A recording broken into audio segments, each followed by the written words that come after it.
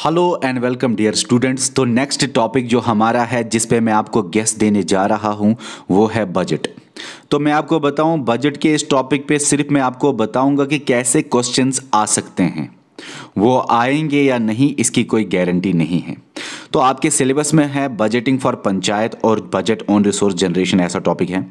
इसमें से आपको बजट के बारे में जितनी भी इंफॉर्मेशन है वो सब पढ़नी है और बजटिंग फॉर पंचायत भी आपको पढ़ना है। तो यहाँ पे इस लेक्चर में आपको दोनों मिलेंगे। एंड में मैं एंड के लास्ट पार्ट में इसी लेक्चर में बजटिंग फॉर पंचायत भी समझाऊंगा। तो बजटिंग फॉर पंचायत और जो जनरल बजट है ये भी आपको समझ में आएगा एक ही वीडियो में। मैं आपको बताऊंगा कैसे सवाल आ सकते हैं। चलिए स्टार्ट करते हैं। सबसे पहले क्या सवाल आ सकता है सुनिए। सबसे पहला सवाल आ सकता है बजट का वर्ड कॉन्स्टिट्यूशन में नहीं है, उसके बदले फिर कॉन्स्टिट्यूशन में क्या है? तो आपको पता है क्या है। अच्छा, यह सवाल आ सकता है जो उसके बदले वर्ड है AFS, वो किस किस आर्टिकल में है या कौन से आर्टिकल में है? याद रखना है दो आर्टिकल्स आपको, ये और ये। सवाल आ सकता है बजट का वर्ड फ्रेंच वर्ड से निकला है बोगीटी, उसका मतलब क्या है? Leather bag. सवाल यह आ सकता है कि लेदर बैग में बजट को लिया जाता था पार्लियामेंट में, लेकिन इस बार कौन से फाइनेंस मिनिस्टर ने लेदर बैग के बदले रेड क्लॉथ उसके ऊपर लिया? नेशनल रेड क्लॉथ लिया था, उसी में बजट लिया था, उसके ऊपर नेशनल एम्बलम भी था और 2019 की ही बात है, पहली बार ये पार्लियामेंट में हुआ है। कौन सा फाइनेंस मिनिस्टर ने ये ऐसे इंट्रोड्यूस किया बजट लेदर बैग को छोड़ के? वो है निर्मला सीतारमण। अभी की फाइनेंस मिनिस्टर कौन है? तो ये है। अच्छा, पहला फाइनेंस मिनिस्टर जो कि बजट को पेश करते हैं वो कौन था? ये। पहली वुमेन फाइनेंस मिनिस्टर कौन? ये। पहली वुमेन फाइनेंस मिनिस्टर ऐसी जिसने शायद ये रेड क्लॉथ में ले लिया। हाँ ठीक है, डिटेल लेक्चर में पूरा पता होगा, लेकिन फिलहाल मैं यहां पे आपको बता रहा हूं कैसे सवाल आ सकते हैं।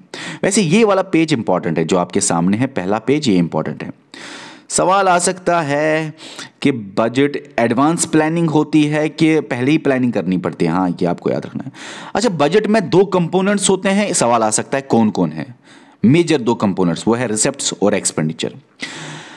अच्छा, बजट में डाटा एक साल का होता है कि 3 सालों का? याद रखना आपको, पास्ट, प्रेजेंट और फ्यूचर के बारे में, और यही फ्यूचर एडवांस की प्लानिंग बजट होती है असल में। बजट ऐसे ये नहीं है इंपॉर्टेंट, ये नहीं है इंपॉर्टेंट, ये इंपॉर्टेंट है। ये कौन सा article? Money bill, ascent of bills के बारे में, ये सारा बजट के बारे में।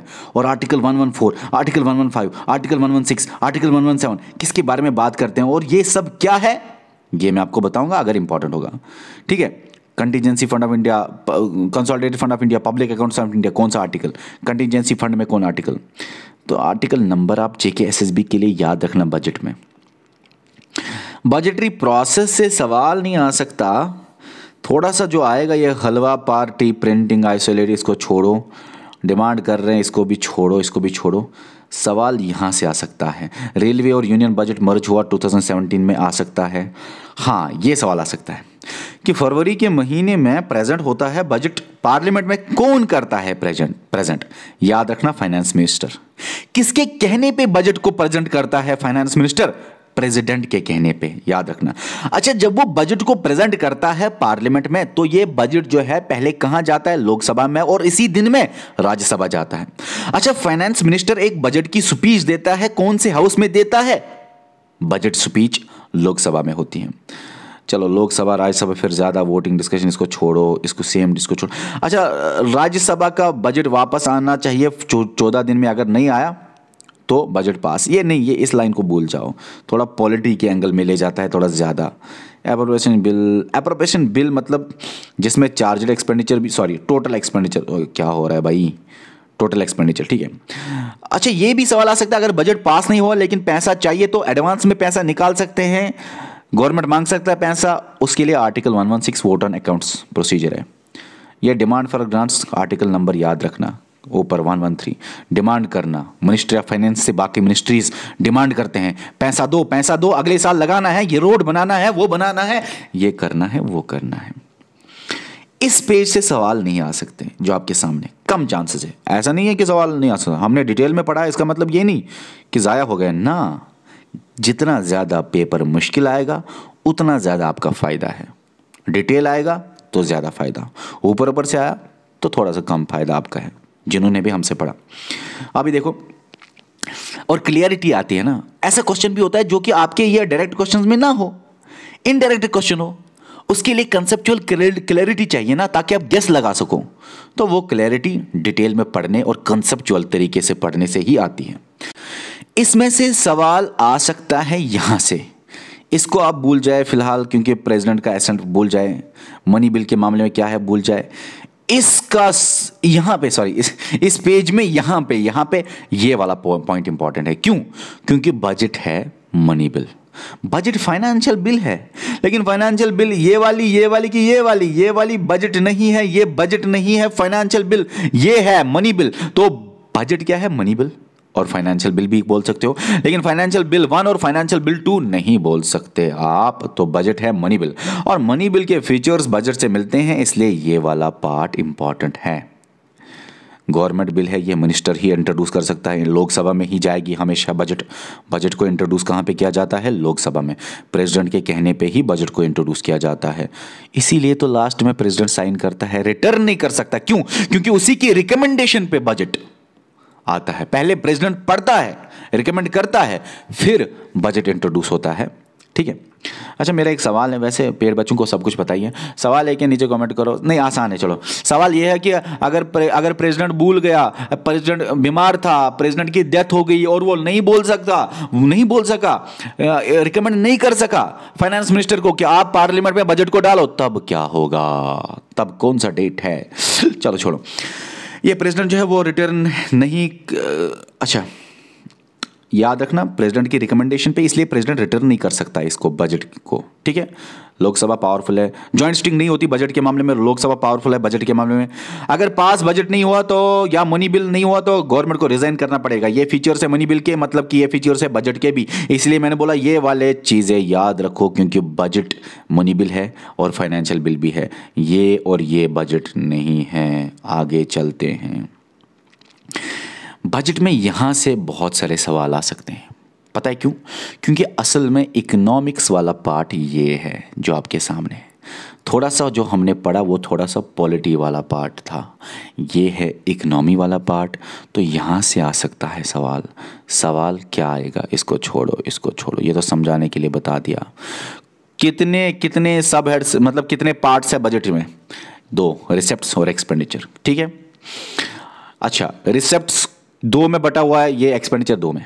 सवाल आ सकता है यहां से, आप बताइए रिसेप्ट्स में शॉर्ट टर्म वाले रिसेप्ट्स कौन है, लॉन्ग टर्म वाले रिसेप्ट्स कौन है? कैपिटल।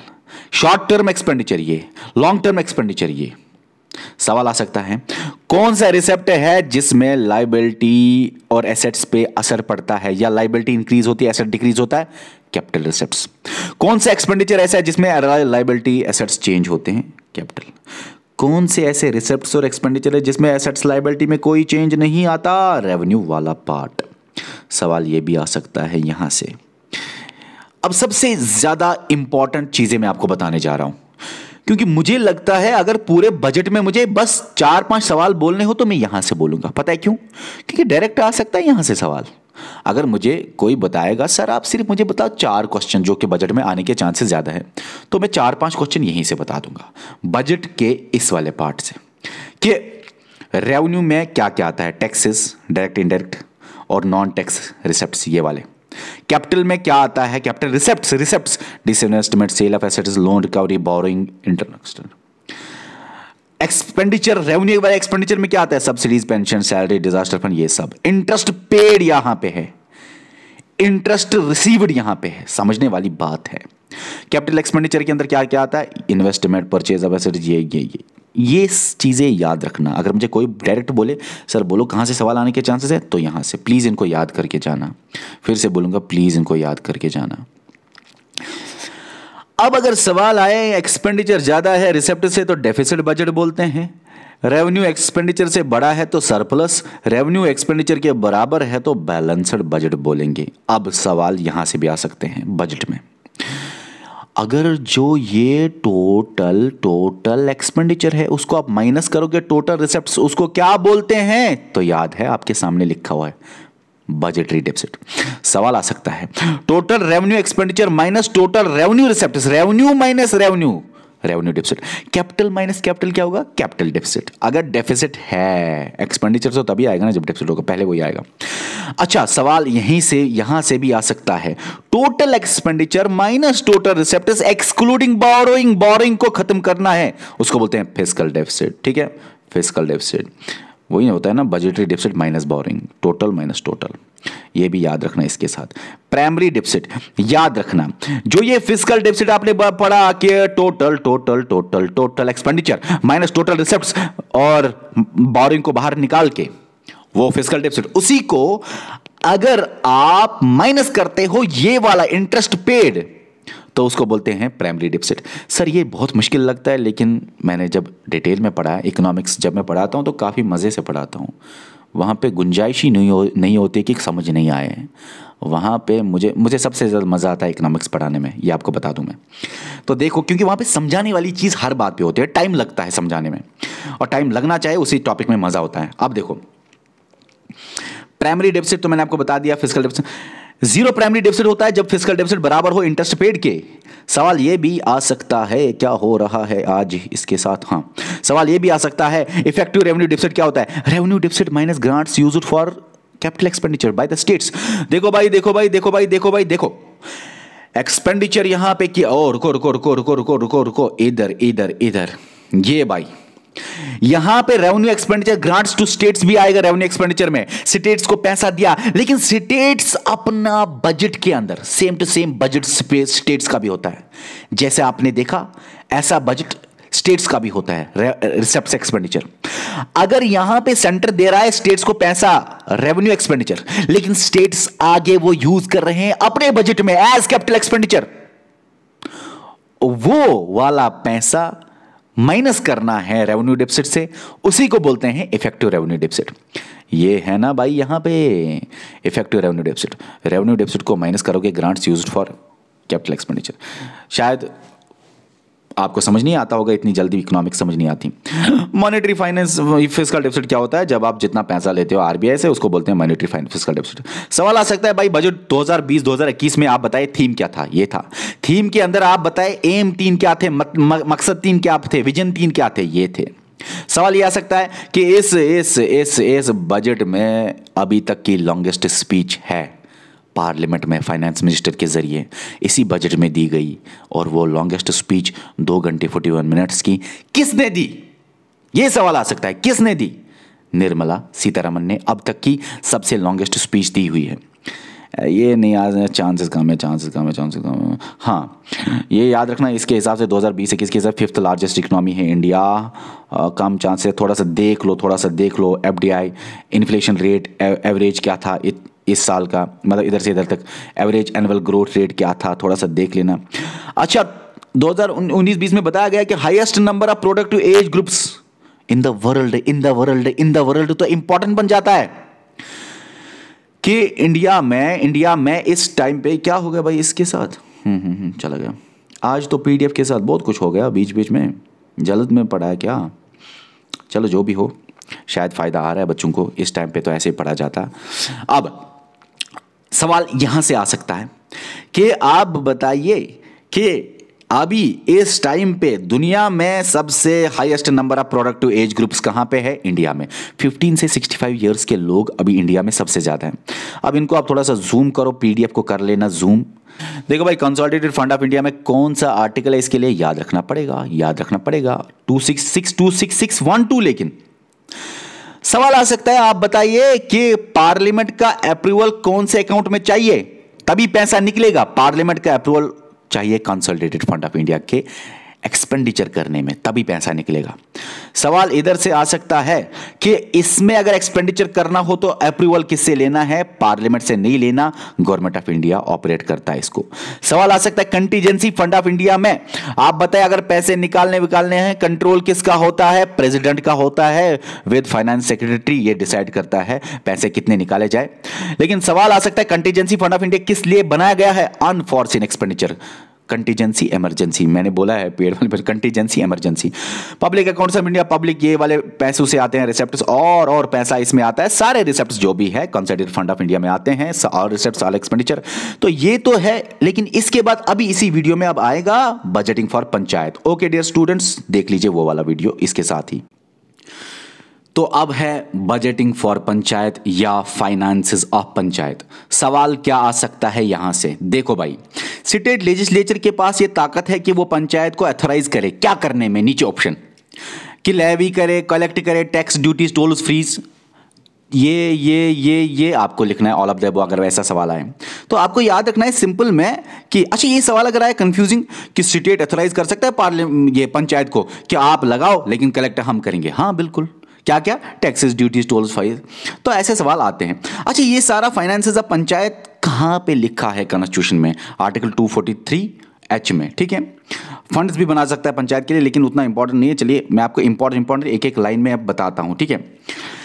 अच्छा, स्टेट फाइनेंस कमीशन में सेंट्रल फाइनेंस कमीशन की मदद, छोड़ो इसको छोड़ो, हाँ यहां से आएगा सवाल स्टेट फाइनेंस कमीशन में कि कौन स्टेट फाइनेंस कमीशन को कॉन्स्टिट्यूट करता है, गवर्नर, कितने साल बाद, एवरी 5 ईयर कॉन्स्टिट्यूट करता है फाइनेंस कमीशन को, कौन, गवर्नर।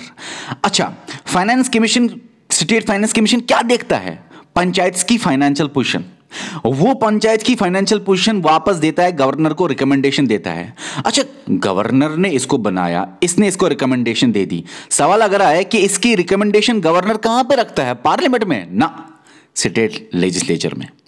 स्टेट लेजिस्लेचर में आगे क्या होता है अगर सवाल आया, ऑडिट होता है अकाउंट्स का। अच्छा ये किस आर्टिकल में, आर्टिकल 243J। बाकी ये सारा कुछ स्टेट फाइनेंस कमीशन देखता है, सवाल आ भी सकता है, इसको आप छोड़ दो बीच में।